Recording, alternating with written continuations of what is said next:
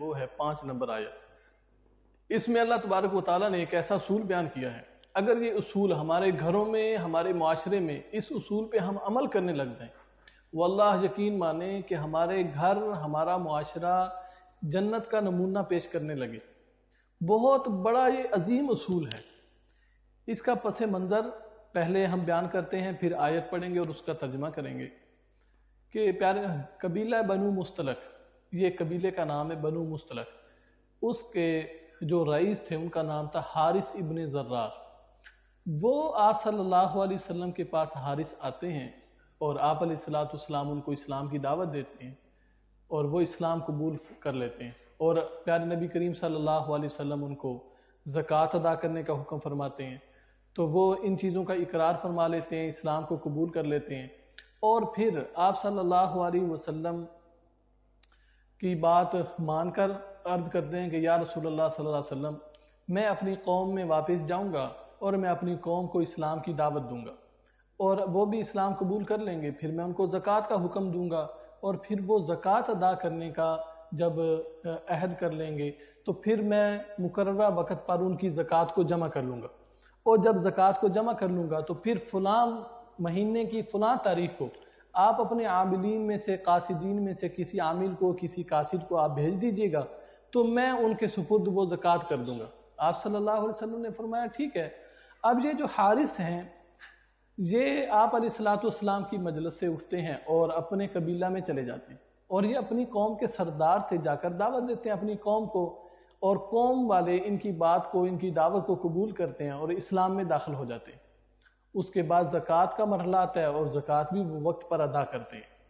اب یہ جو آپ صلی اللہ علیہ وسلم سے یہ بات عرض کر کے گئے تھے کہ یا رسول اللہ آپ فلاں مہینے کی فلاں تاریخ کو اپنے عاملین میں سے کسی عامل کو بھیج دیجیے گا، تو آپ علیہ السلام نے حضرت ولید ابن عقبہ رضی اللہ عنہ کو بھیجا کہ آپ جائیں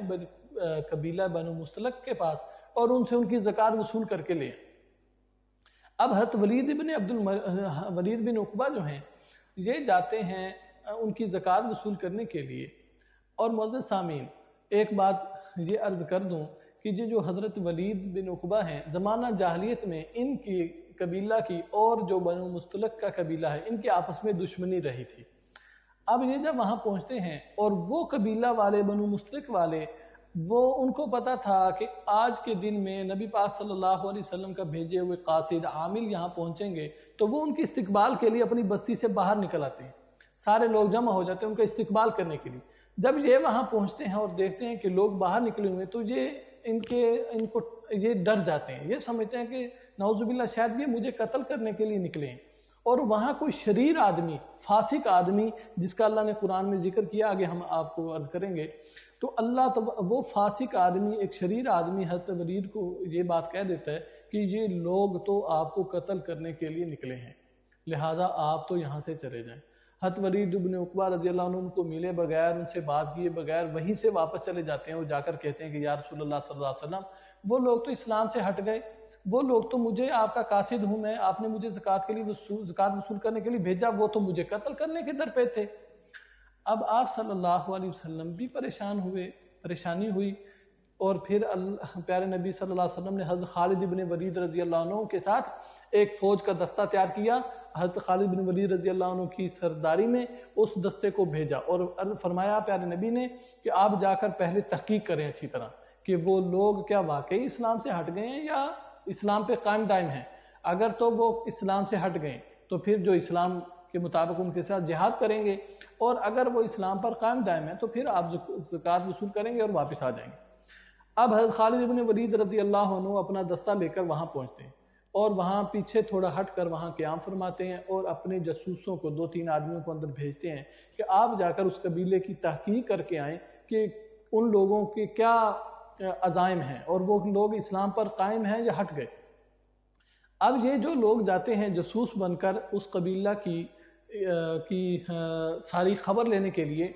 تو یہ آ کر بتاتے ہیں کہ یہ لوگ تو نماز پر،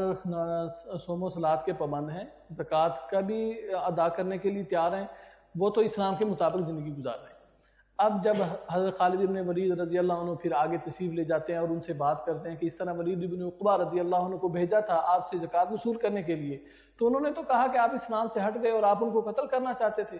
تو انہوں نے یہ بات کی کہ ہمیں تو حضرت ولید بن عقبہ کے آنے کی خبر نہیں، جانے کی خبر نہیں، وہ کب تشریف لائے تھے ہمیں تو اس کا علم نہیں۔ اس پر یہ آیت اللہ تبارک و تعالیٰ نے نازل فرمائی اور اس میں ایک اصول بیان کر دیا کہ یا ایھا الذین آمنوا ان جاءکم فاسق بنبأ فتبینوا،